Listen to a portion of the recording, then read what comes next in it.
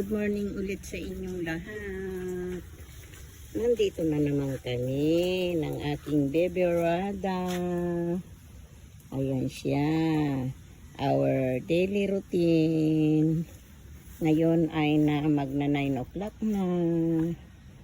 Ayan. Alam na niya ang oras ng pag-ihi niya, oras ng pagpupo niya. Kaya nilalabas ko siya ng time ng bawat pag-ihi at pagpupo niya. Ngayon, after na mag-wiwi siya, maglakad-lakad siya para may exercise siya. Ayan siya.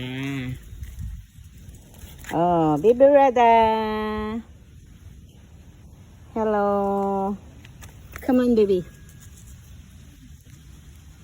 Ayan siya.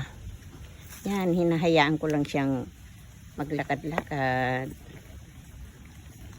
Tapos, pagka napagod na siya, alam ko kung pagod na siya, hihinto yan. Magpapakarga na. Ikakarga ko na siya dito sa crate niya. Dito sa cart niya. Ganito lang, mga 20 minutes lang kami maglakad-lakad and then uwi na kami. Pahinga, tapos maya-maya mga 10 o'clock, bigyan ko siya ng snacks niya. And then 11, lalabas na naman kami ulit. O, di ba?